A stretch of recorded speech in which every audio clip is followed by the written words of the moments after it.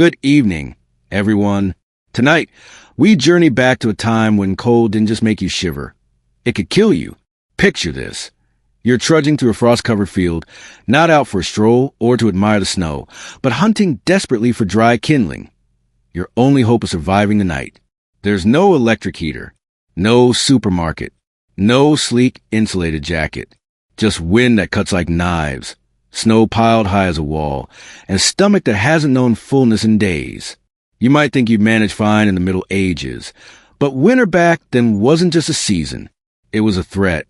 There were no social media posts to complain on, no hot showers to return to, and if you think sleeping in a tent during a blackout is bad, you've clearly never spent a January night in a mud hut in the year 1348. So, before we get too cozy, take a moment to like this video and subscribe. Only if you genuinely enjoy this kind of content. And if you feel like it, drop a comment telling me where you're listening from and what time it is there. I love seeing our little bedtime history community stretch across the globe. Now then, lights off, maybe a fan on for some gentle white noise, and let's begin tonight's journey. You're standing on a frozen dirt path, your boots crunching slightly as they press into a layer of straw over ice. Ahead, a thatched hut breathes faint smoke from a wooden chimney, one fragile sign of life. You step inside, and the only warmth is from the huddled bodies gathered around a flickering hearth. A mother is simmering salted fish in a turnip broth, the standard January fare.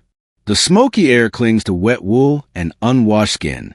There's no such thing as privacy in this world. Families sleep together, eat together, and live with the same ever-present fear, winter. Outside, the wind whistles through the cracks in the doorframe, carrying blades of cold air. The elders say that on nights like this, if the fire isn't close to the bed, you may not wake up at all. And they're not exaggerating. In 1315, the Great Famine swept across Europe. Relentless rains ruined harvests, and hunger killed thousands.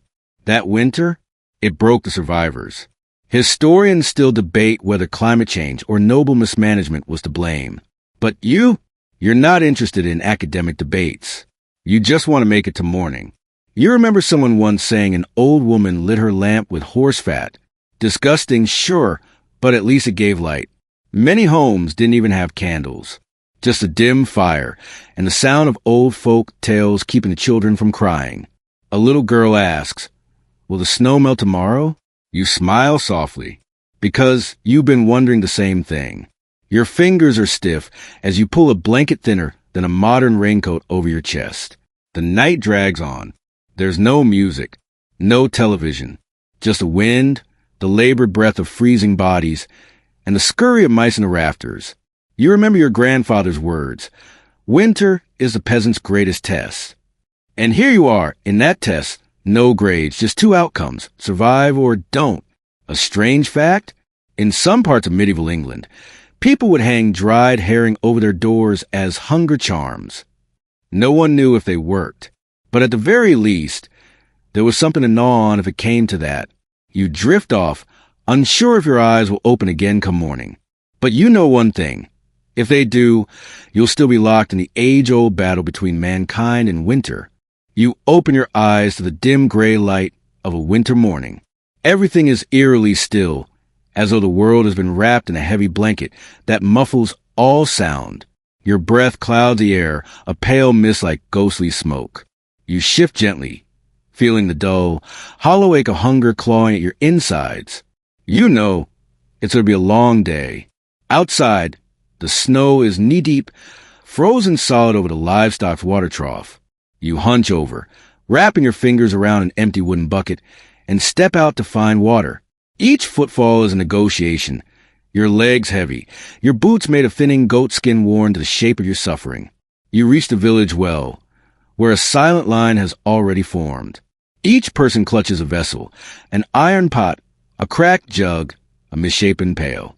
Their faces are the color of the sky. Someone murmurs that supper last night was turnip gruel and a piece of moldy bread. You don't answer. That was your feast, too. Across the field, you spot a thin woman clawing at a frozen patch of earth, hoping to dig up wild beets. That's Agnes, the widow with 3 children and no land. A week ago, you quietly left a bundle of firewood at her door. The next morning, her eyes were red from crying, but she smiled. A smile of survival. It's time to check the food stores. You step into the shed and lift the lid of the grain chest. Inside, half a sack of oats and a few shriveled onions. You count silently. If rationed, it might last 8 more days, but only if no one falls ill. You still remember the tales of the winter without fire, the cruel winter of 1316, when much of Europe teetered on collapse after 3 failed harvests in a row. People boiled bark, ground down leather shoes for food. Some records speak of darker acts, unspeakable, desperate things done to stay alive. Historians argue the details, but the chill and the truth remains.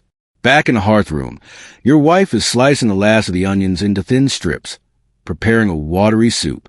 Your young son glances at you and whispers, "Papa, will there be meat today?" You ruffle his hair and say nothing. You want meat too. A steaming stew. A full belly. But here, in the depths of a medieval winter, even dreams must be rationed. A strange truth? In some villages, cats were not to be harmed in winter. Not because of superstition, but because they kept the fire. Not literally, of course, but by killing the rats and curling up on sleeping bodies. A fat cat could be the unofficial savior of an entire household. Lunch is 3 things: turnip soup, barley bread dry as dirt, and a swallow of weak beer. Not for celebration. The beer is safer than well water. You sip sparingly, saving the rest for your wife. Even the chickens in the yard look defeated. You once saw one freeze to death when night fell too quickly. This year, you've tied bundles of straw around the coop.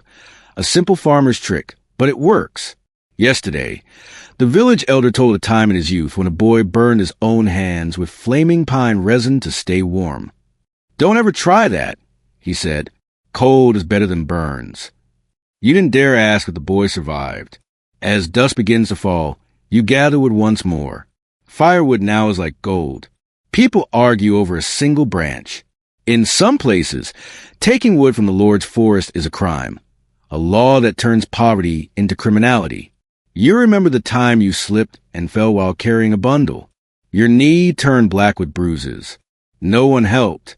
Everyone was too busy trying to survive. Back home, you kindle the fire again, for the second time today. The flame is small, but it has soul. It dances as if to tell you, as long as I flicker, you are still here. You sit down again, breaking the last of the bread into careful pieces. You listen to the wind whispering through the wooden slats like a voice full of threat. But even in that fragile moment, you see something worth holding on to. Your family, still alive, still here. Out there it is winter, but in here there is fire. And inside you there is still hope. You wake again, not to sunlight, but to the sharp crack of splintwood behind the house. The sound of frost-stiffened timber snapping its own skin. Morning hasn't yet broken, but pale silver light reflects off the snow, slipping to the doorframe, giving the room a ghostly glow. You curl beneath the scratchy burlap blanket, hand brushing the icy toes of your youngest child, who clings to you like a shivering kitten. You sigh, not from fatigue, but from fear. Fear what breakfast might, or might not, be. Fear because there's only enough firewood left for 2 more lightings. Fear because the rumor has reached you. Someone in the next village froze to death mid-prayer. When the sun finally crests the horizon, it brings no warmth, only clarity, making the cold more visible. The fields are whitewashed in frost, the trees bent and gnarled like gray limbs stretched to heaven in supplication. You're about to turn back inside when you spot a messenger riding in from another village. His horse breathes steam, his cloak stiff with frost. He brings news. The local lord's manor has burned to ground. A fire, born from an overstocked hearth. One that started in the kitchen and swept through the guardhouse. The cause? A servant piled on too much wood, trying to bake bread. The chill you feel isn't from the wind. It's the thought. If your little hut caught fire, there'd be nothing left. Only ashes buried in snow. That's the cruel irony of winter. You need fire more than ever, yet it can destroy you faster than frost. You recall last winter's whisperings about the family that had salted meat in a cold kiln and were condemned by the village's hoarders. Historians may debate whether that was social enforcement or desperation turned violent. But you already know, when everyone's starving, morality freezes too. Later, as you forage for snow mushrooms, the only things that grow in a frostbitten forest, you stumble upon something strange. A crust of old bread, tied with twine, hanging from a tree branch. You nod knowingly. A winter sacrifice, a charm to lure the cold away with food. You don't believe in it, but you don't touch it either. Who dares in times like these? Returning home, you hear faint singing drifting from a hut next door. It's the old woman, your neighbor. She's singing a lullaby, even though she hasn't had a child to sing to in years. When asked why, she once replied, "I sing to remember I'm still human." And in that moment, you understand something. It's not food or firewood that keeps people alive through winter. It's sound, a voice, a song, a reason to speak. The afternoon passes in rhythm, patching worn clothes, checking the chicken coop, tapping logs to see which ones are dry enough to burn. Your eldest daughter uses hearth ash to whiten her teeth. A curious ritual, but oddly effective. Perhaps you'll try it. That evening, the village elder stops by.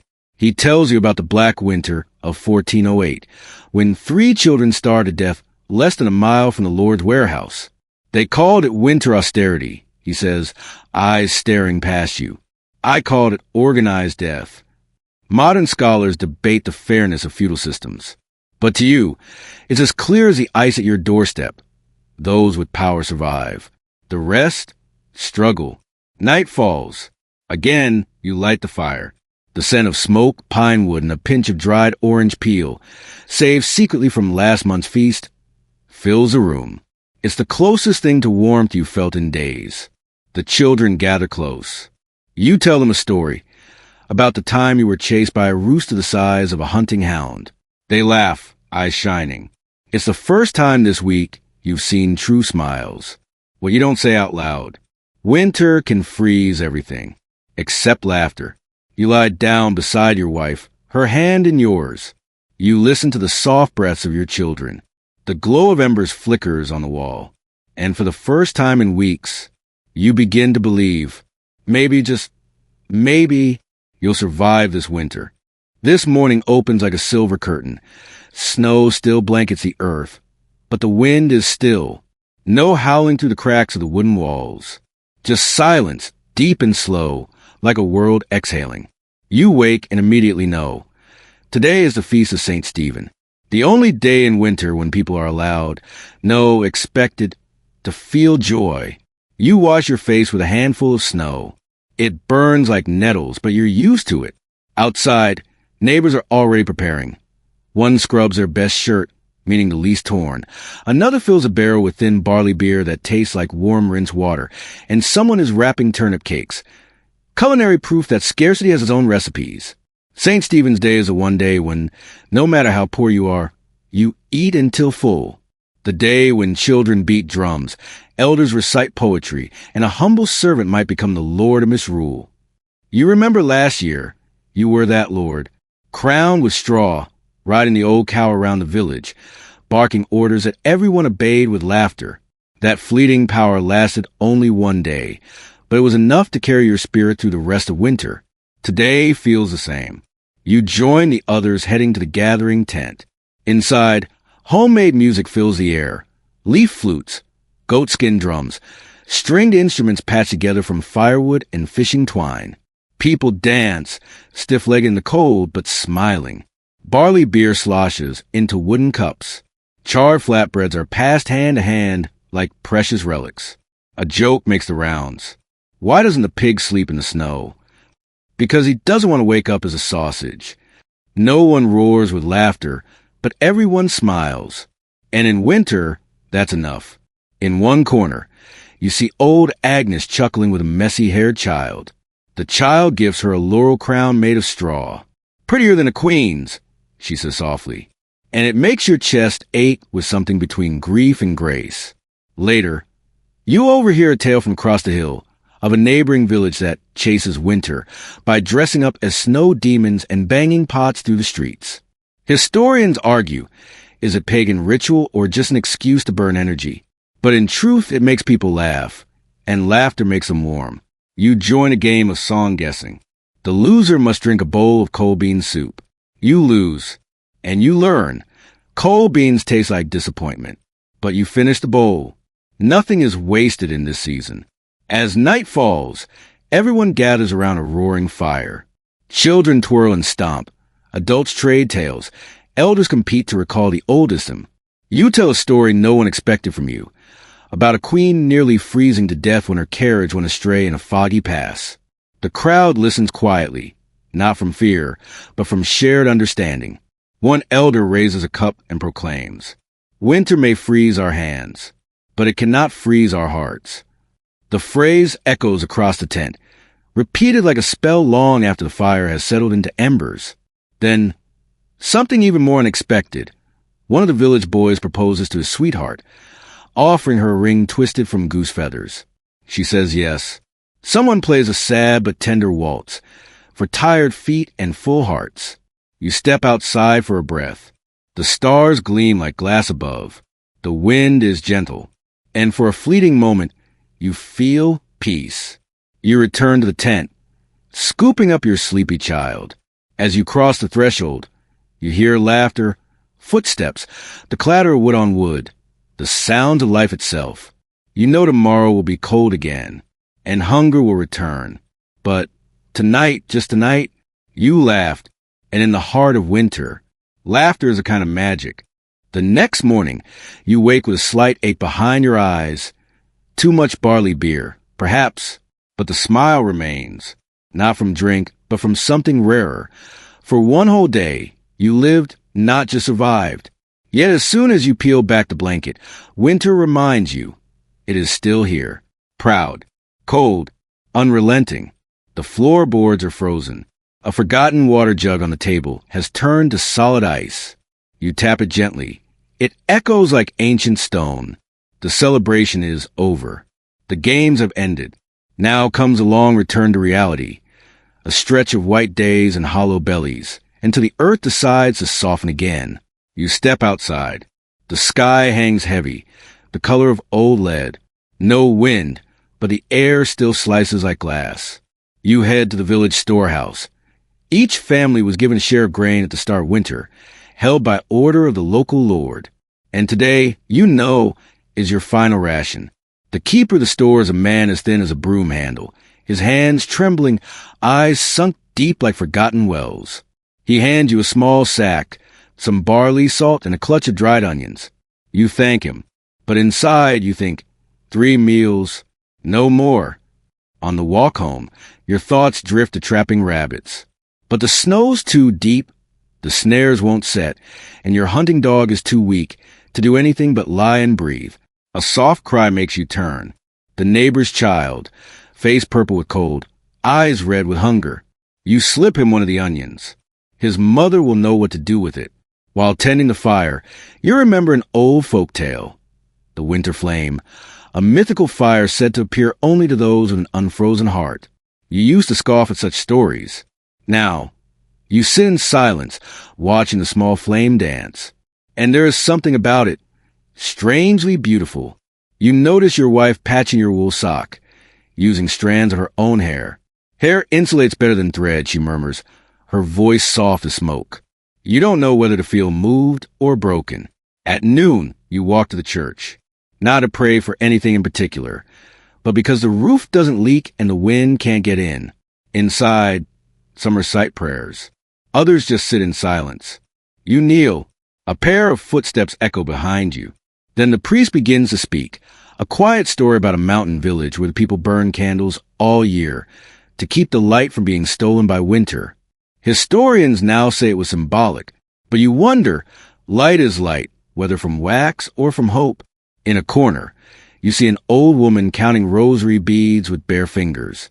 Her skin is cracked, red, bleeding, yet her face is calm, as if the cold were just a passing wind. You wish, just for a moment, you could be as steady as that.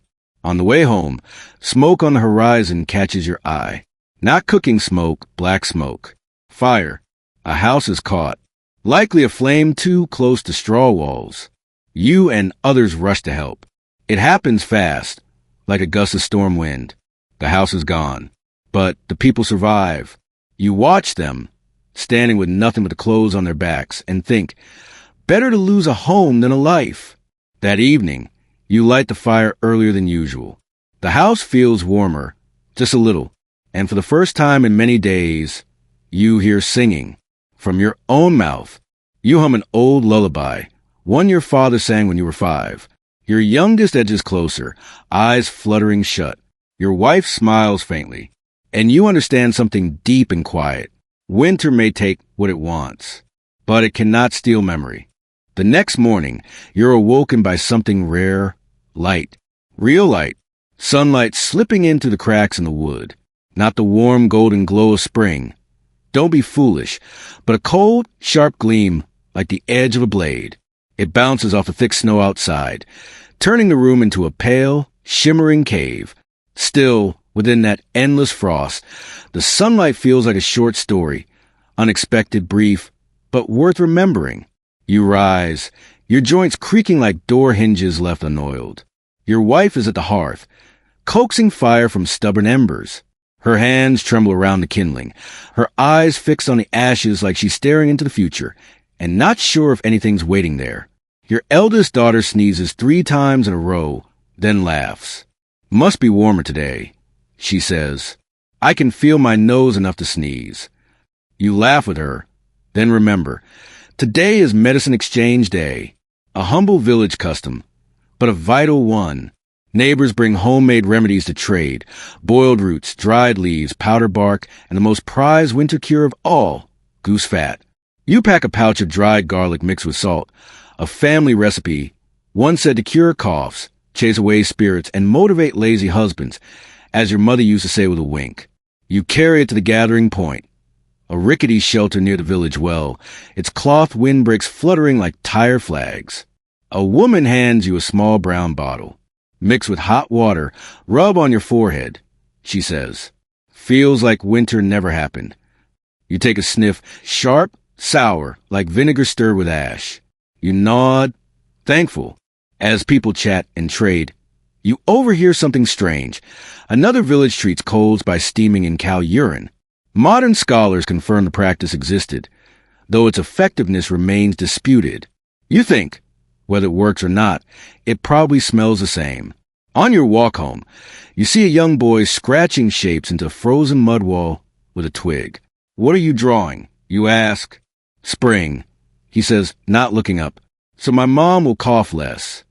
He's drawn flowers, a sun, and a little stove with smoke curling out. And something about it warms you from the inside, like someone lit a fire in your chest. At midday, your wife brews a brown medicine. She heats water, stirs in the pungent mixture, and hands you a steaming cup. Drink it, she says. Maybe you'll see flowers bloom in your mind. You drink. No flowers. But your throat feels warm and your eyes grow heavy. That, by winter standards, is a victory. The afternoon passes in its usual rhythm. Tidying, mending clothes, braiding dry grass into cords for firewood bundles. As you work, you tell the children a tale, how King Henry IV nearly died of pneumonia one harsh winter. Legend says a monk saved him, you whisper, by stuffing onions into his socks. Historians still argue over that one, but you shrug and say, at least he wasn't hungry. The children erupt in laughter. They grab old boards and start drawing their version of the Onion King. One child declares, if I were king, I'd make winter take a holiday. You think, if you do, I'll follow you to the ends of the earth. That night, something strange happens. A stranger knocks on each door in the village, leaving behind little cloth bundles filled with malted barley flour. No one knows who he is. Some say a monk, others say the long-lost son of Old Baird, returned after 3 years away. Whoever he is, the flour is a marvel, enough to make sweetbread. Your wife cries as she kneads the dough, not because it's the first time she's baked in 3 months, but because the smell of it awakens something deep in her, a memory of warmth, of fullness, of before. When the bread comes out, small and burnt at the edges, your family gathers as if for a feast. You take a bite and taste not just grain, but her hands, her care, your life. Outside, the snow falls gently. But inside, what's falling is light. Winter is still here. But so are you. You wake in the dead of night to a sound, not the wind, not mice. A sharp, ragged breath. Your youngest is feverish. Their forehead burns like a coal buried in mud. You sit upright, hands fumbling to the basket of dried herbs, shaking, not from cold, but fear. In your time, there are no fever medicines, no midnight doctors, only old remedies, uncertain traditions, and prayers whose answers are never guaranteed. Your wife brews warm water, dabbing your child's forehead with a frayed linen cloth. You hold the little body close, as if your warmth alone could push back the storm inside. You remember something your grandfather used to say. In the old days, they tied red thread around the wrist of the fevered. If it snapped by morning, the soul had slipped away. You glance at your child's wrist.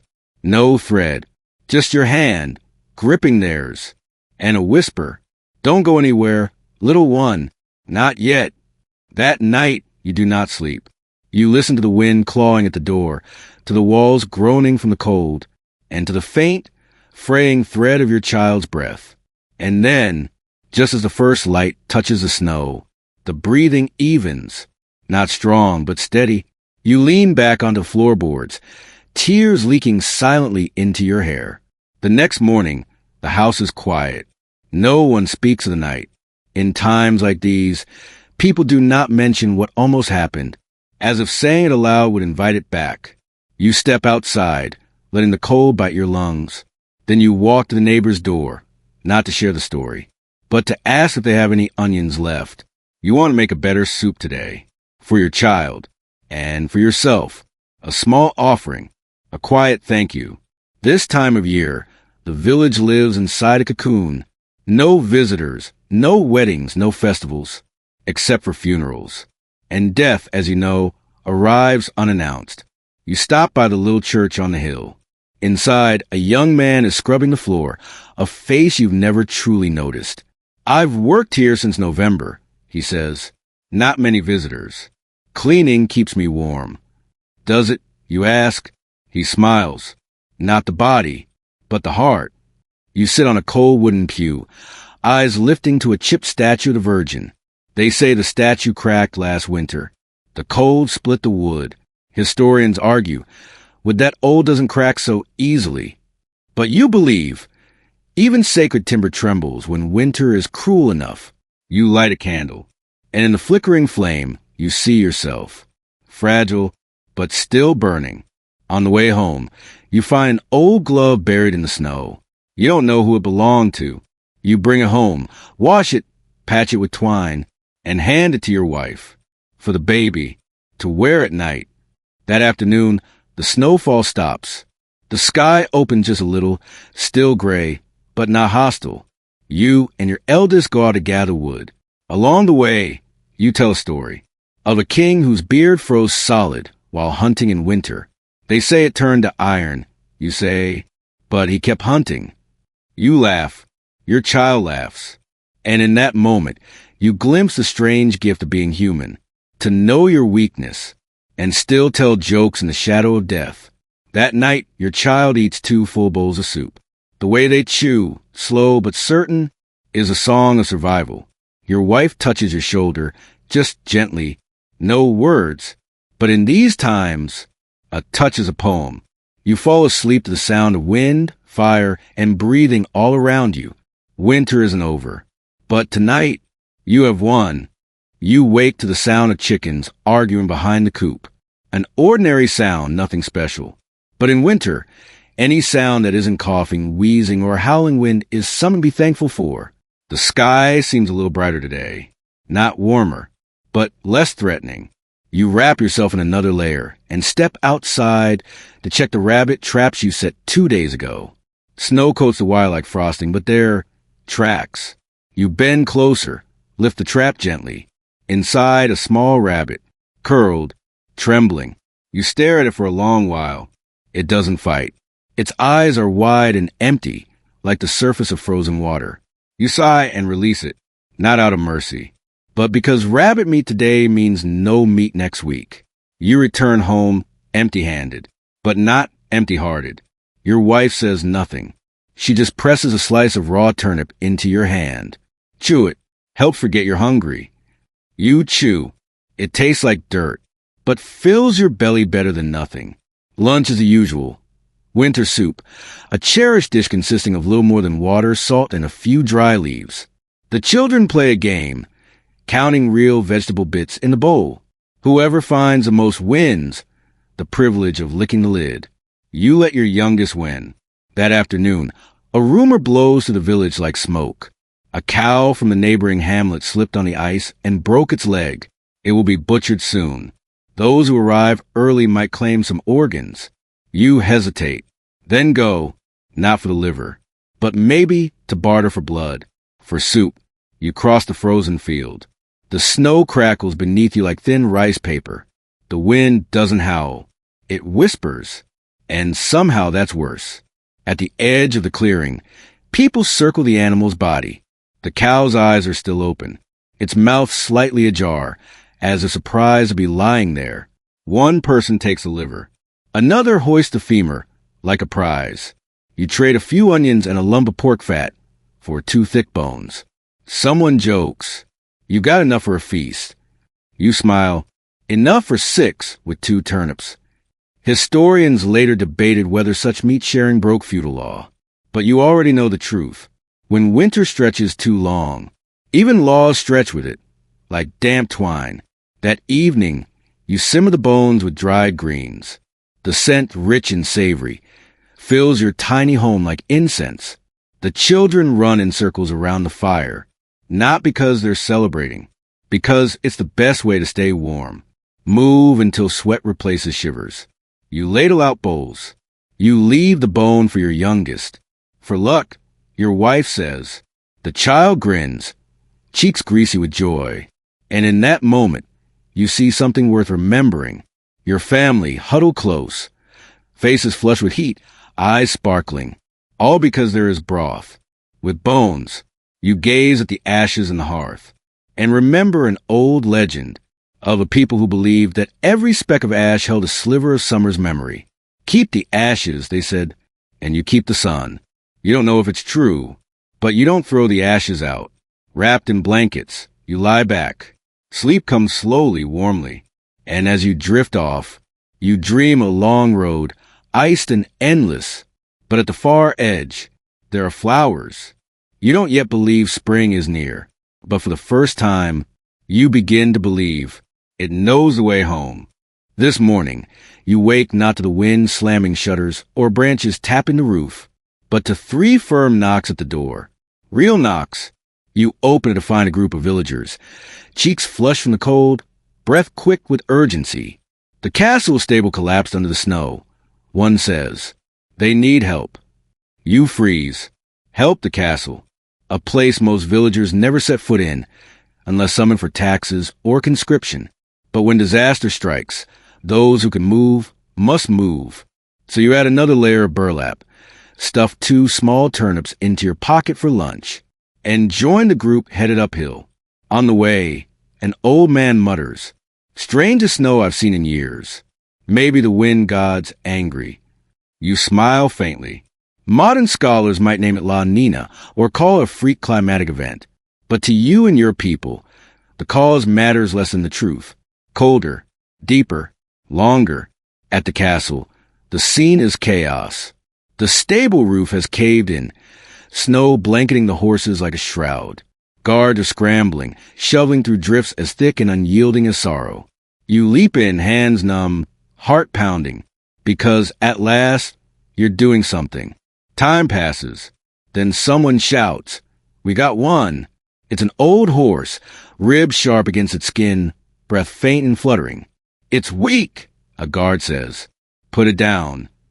No, you protest. It's still alive. The guard glares, but a housekeeper intervenes. Take it to the back stable. Warm water. If it stands again, there's hope. The horse lives. Not fully, but maybe just enough. As you leave, something extraordinary happens. Lady Margaret, the Countess herself, steps outside to thank the villagers. She's dressed in fur, but not distant, Not cold. I'll send a sack of oats to the village, she says. Some left from the autumn stores. A man beside you mutters, so old, even the rats won't touch it. But you think otherwise. Old oats are still food.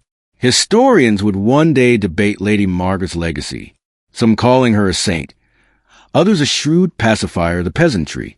But in this cold, motives don't matter. A thicker porridge means full bellies. That's all. That afternoon, you return home with a gift, a small pine branch, handed to you by one of the castle servants. For the children, he says, to make the house smell like something better. You're not sure if pine really smells like Christmas, but the sap smells like something. You hang it above the hearth. Your youngest daughter asks, "Is that a spring tree?" You nod. Yes, a message to the sky that we're waiting. That night, dinner includes a thin oat porridge, thinner than hope, but thicker than usual. The children scrape the pot clean. Your wife licks a spoon and laughs. Fancy porridge, noble stuff. You chuckle, then glance out the tiny window. Snow still falls, but gently, the wind no longer howls. It glides, and you think, maybe we're not meant to fight winter. Maybe we're just meant to outlast it. And for a moment you wonder, does winter grow tired too? Does it test us not out of cruelty, but out of curiosity? To see if we truly want to live? You don't have the answer, but you have a family. You have broth. You have a fire. And for you, that is answer enough. This morning, something feels strange. Not warm, no. Let's not get carried away. But the cold, it's tolerable. As if winter, after all its merciless howling, has taken a small step back. Just enough for your knees not to feel like brittle wood when you stand. You throw on your coat and step outside. The air smells different. Wet, like snow considering its retreat. From the roof, droplets tap rhythmically onto the frozen ground. Tap, tap, tap. It sounds like spring knocking softly to see if it's welcome yet. Today is Plow Monday, the first Monday after Epiphany, a day that marks, in old belief, the symbolic end of winter and the hopeful start of a new agricultural cycle.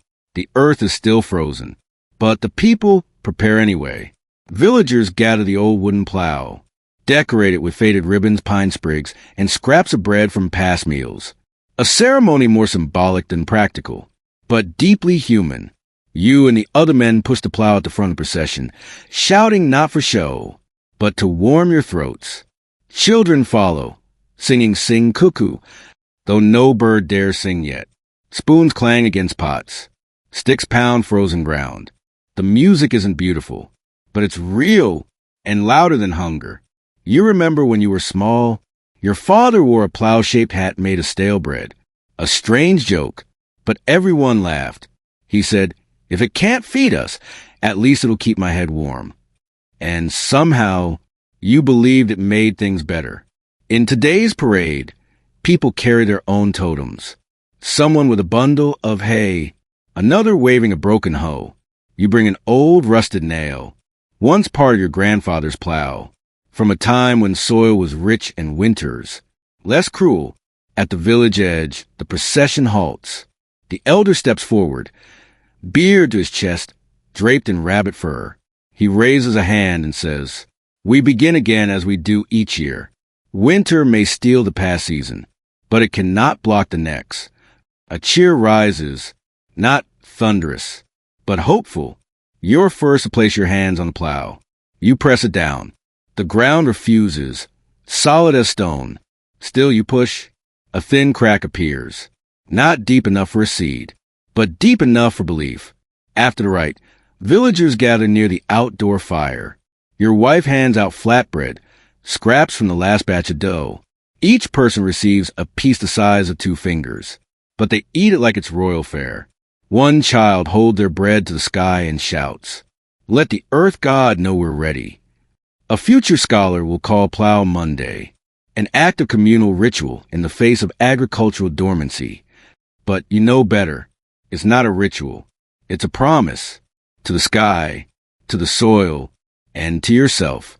That afternoon, as you walk home across a mist-covered field, you see something, Tiny, green, a flower. Not fully bloomed, just a sprout, pushing through a hairline crack in the frozen dirt. You kneel, touch it gently. It's not a vision. It's real. You tell your wife. She says nothing. She just quietly wraps fabric around a child's torn socks, as if hope, too, must be kept warm. That night, it's turnip soup again, but it tastes better. Maybe because of the breadcrumb garnish. Maybe because your heart feels lighter.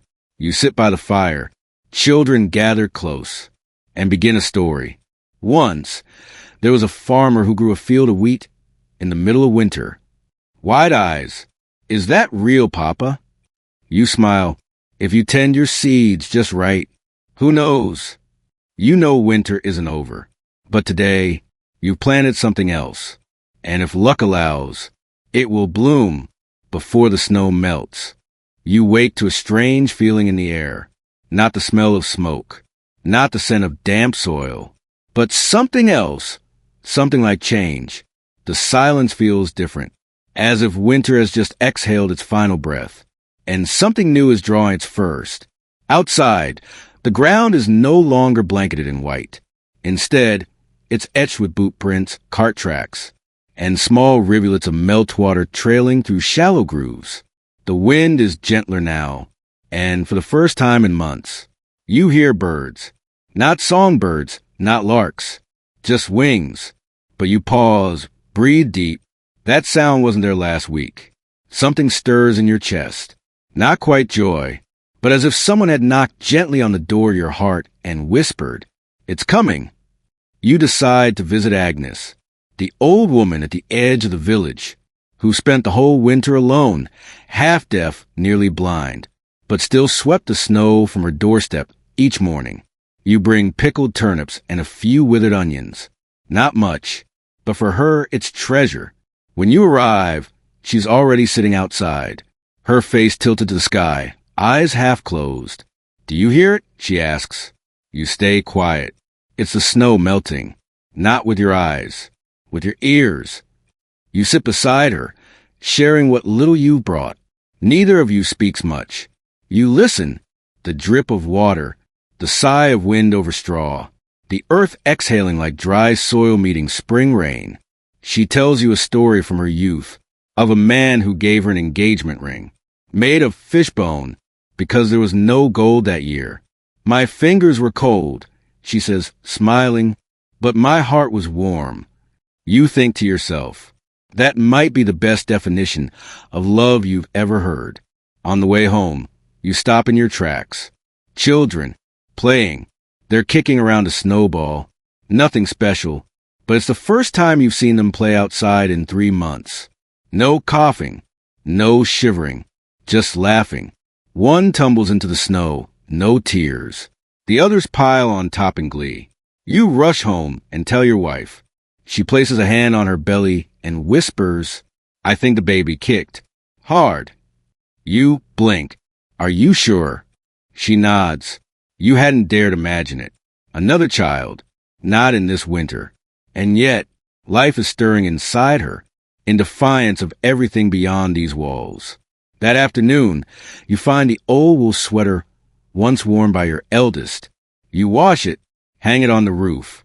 Sunlight brushes the fabric like a blessing, and you imagine the baby wrapped in it like a gift from the sun itself. At night, you light the fire, as always, but no one talks about the cold. No one asks how much wood is left. Instead, you and your wife discuss names. One child says, "If it's a girl, call her Flower." Another suggests, "No, call her Light." You think, "Hope." That's the name you carry quietly in your chest. A historian once wrote, "Winter isn't just a season of frost, but the season when dreams are made, because in darkness, every light shines brighter." You sit by the fire, watching the glowing coals, and for the first time in many months, your heart beats not from fear, or duty, or survival, but from something else entirely. It beats for the future, and you whisper to flame, as if it can carry your vow into the rising air. We will live, not just survive, but live. This morning, you wait because you're warm. A sensation that felt almost absurd for the last 3 months is now, somehow, real. Not summer's warmth. Let's not be naive. But a gentle, steady heat rising quietly from the soil, from the softened air, as if winter had finally loosened its grip. You sit up, almost in disbelief. Your joints stretch without cracking. Your head isn't throbbing from the cold. And, most surprising of all, you feel hungry. Not the sharp, hollow kind of hunger from weeks past, but a healthy, honest hunger. The kind that says, I want to live, not just survive. You step outside. Icicles drip from the eaves like melting amber in the sunlight. The field is no longer white, but streaked with soft red-brown earth, the color of raw life. And on bare branches, buds, tiny green buds, whispering, we're still here. You breathe out. The vapor trails from your lips, but it's thin, gentler. It doesn't burn your throat. A sign. In the front yard, your wife is washing a cloth in water drawn from a barrel, unfrozen. She glances at you and smiles. A quiet, knowing smile. You understand. Winter is losing. All around the village, people move with cautious energy, patching roofs, checking tools, testing door hinges that haven't moved in months. No one shouts, but eyes shine brighter, steps land firmer, back straighten. You pass the village well. For the first time in many months, its surface isn't a sheet of ice, just water, clear, reflective. You see yourself, lean, weathered, sun-kissed, but alive, truly alive. Someone jokes that you should cut your hair to welcome spring. You grin. I'll cut the day I see the first bird fly across the fields. And as if summoned, a sparrow darts overhead. You tilt your head back and laugh, dry and startled. All right, you say, haircut this afternoon. Back home, you sit at the doorstep, carving a new handle for your hoe. Your eldest braids her younger sister's hair. The little one asks, Papa, what will we plant this season? Without hesitation, you reply, beans, onions, and hope. She frowns. What kind of plant is hope? You shrug. The kind that grows, even when no one remembers planting it. Later, you and a few others walk the fields, tools in hand. You dig, and to your astonishment, the ground yields. One man cries out, I got through. A cheer, a clap. Someone weeps. You remember the year 1316, the long winter, etched into history. Scholars debate whether it was famine or climate or politics. But for those who lived through it, causes didn't matter. Only one question did. Would spring return? And now, you've seen it, not in poems, but in the flesh, rising from the soil like a hand reaching out. You return home at dusk, carrying a small pouch of loosened earth. You place it gently on the table. A blessing. Your wife presses her fingers into it, closes her eyes, whispers, the soil is warm. That night, you take out one last garlic bulb, saved all winter, never used. Until now, you slice it thin, fry it gently in the last of the fat, and pour it into the pot of porridge. The scent fills the room. Like a silent hymn, your family eats quietly, not from fatigue, but because you're all listening to the sound of spring arriving. You look around. No leaks from the roof. No need to feed the fire. No wind gnashing at the door. Just chewing, breathing, and the steady drumbeat of hope in every chest. You murmur, we made it. No one replies, but you know they're all thinking the same. This morning, you didn't have to force yourself out of bed. Your body rose on its own, as if it knew. Today is the true beginning, not just the scent of wet earth, not just a few scattered sunbeams, but that deep, unmistakable sense of muscles waking up, of a heart now pumping something other than fear. You eat a quick bowl of porridge, wrap your scarf, and head straight for fields. In your hand, a sack of seeds, kept safe all winter like treasure, each one no larger than a fingernail, hard as stone. Yet inside, is the power to turn brown soil into meals. You and the other villagers spread out, claiming rows, corners, patches. No one argues. No one raises their voice. It feels like a ceremony, a sacred ritual of survivors, sowing silent promises into the ground. You kneel, press your hand into the earth. Your fingers no longer feel like dry twigs. The soil is soft, slightly damp. It smells of ash and iron and something else. Gratitude. You murmur your father's old words. Every seed is a gamble against time, and you plant them like signatures on a pact with the universe. By midday, the whole village pauses. One man shrugs off his coat, saying, "It's too warm for this now." Another rubs his blistered hands. Someone begins to sing, an old harvest song. The tune falters, but the voice is firm. You smile, humming along, even if you've forgotten most of the words. A child appears, carrying a jug of water. They pour out small cups for the grown-ups. Their voice is soft. It's from the new season. You look into their eyes, clear, bright, untouched by frost, and you drink as if it were time itself. Your wife arrives, the youngest child in her arms. He laughs, a laugh that doesn't shake. She places him on the ground. "Let him get used to the soil early," she says. You rest a hand on her shoulder. Say nothing, because words would only shrink the moment. That afternoon, you witness something that once felt like fantasy. An old man and a young man arguing about how to plant beans. Not out of spite, but because each believes their way will bring better crops. It's not begging. It's not pleading. It's debate. The first real proof that winter is gone. Someone says, "Spring came early. The beans will come early, too." Another replies, "Careful, spring can lie." Future climatologists may label it a pre-season temperature anomaly. But to you, it's simply a question. Do we plant now or wait a week? You choose to plant now. Not because you're sure, but because you've waited long enough. That evening, you return home, hands still dirty with mud. Your eldest daughter runs to you, beaming. "I finished the seed bag." She holds up a rough gray satchel, patched all over but sturdy. You nod. "Well done. I'll use it next year." Dinner is roasted turnips with fresh green onions. The first sprouts of the season. Simple food, but the scent fills the entire house.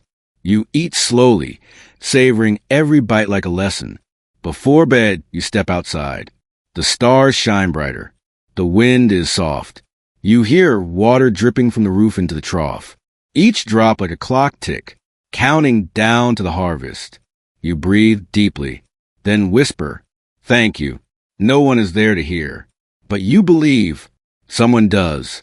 You go back inside, shut the door, latch it, not to keep the cold out, but to hold the warmth in, for today, and for whatever tomorrow dares to bring. This morning, you don't wake from cold. You don't wake from wind. You wake to the sound of a rooster, something so small, so ordinary, but in a world that has just survived winter, that crowing feels like a royal fanfare. You step out from the covers and walk onto the porch. The air isn't warm, not quite, but it's no longer hostile.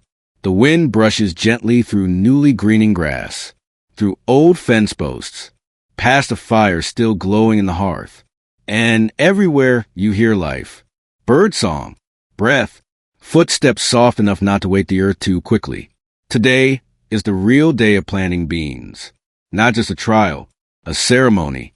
You walk the fields carrying a cloth satchel sewn by your daughter, a shallow basket of seeds in hand, each one a rough brown pearl. That holds a promise of meals come July. Beside your neighbor's friends, the whole village fan out across the earth like dew. No one shouts, but everyone smiles. The kind of smile only people who have walked through frost can wear. Not loud, but alive. You kneel and drop the first seed into the soil. Your fingers tremble, not from cold, but from emotion. You whisper, "Grow well," perhaps the simplest prayer you've ever said. As you plant, your thoughts drift to those who didn't make it. Old Agnes passed quietly in her sleep just 3 days ago. The village elder lies bedridden, fevered. One family vanished in the storm weeks ago. No word since. You bury each seed like a memory, then rise like a vow to keep going. Your wife arrives a little later, her belly gently rounded now. She kneels beside you, placing one hand on the soil and one on herself. There will be beans here, she says, and here there will be a child. You nod, say nothing, only squeeze her hand. At noon, the village shares a meal in the fields. It's not a feast, just barley bread and water, but it tastes like everything. Someone tells a joke about an old man who slept in the cow barn all winter because it was warmer than his house. Laughter erupts, not because the joke is funny, but because it's safe to laugh again. A historian once wrote, "Emerging from winter is not a climate event. It's evidence of instinct." You don't know his name, but you believe him. You didn't survive because you were strong. You survived because you refused to fall. That evening you return home, tired but content. Your daughter is scribbling something on the wall with charcoal. You peer over her shoulder. This year, spring won. You smile. Yes, it did. You look around. Firewood stacked high. Food growing again. The roof patched. The fire lit. Your heart still beating. And you realize there's nothing left to fear. That night, your family gathers around the fire. But they no longer talk of winter. They speak of the harvest, the upcoming festival, new recipes made from wild greens, possible names for the baby. You sit quietly, running your hand over your old shirt, mended a dozen times. No new clothes today. This one has carried you through it all. A kind of charm. Before sleep, you step outside one last time. The stars shine above you. There's no frozen breath on the air. No sharp wind at your collar. Only life. You whisper to the ground, "Thank you." Then you turn and step back inside. The door closes behind you. But this time, you don't lock it, because you know the storm is gone.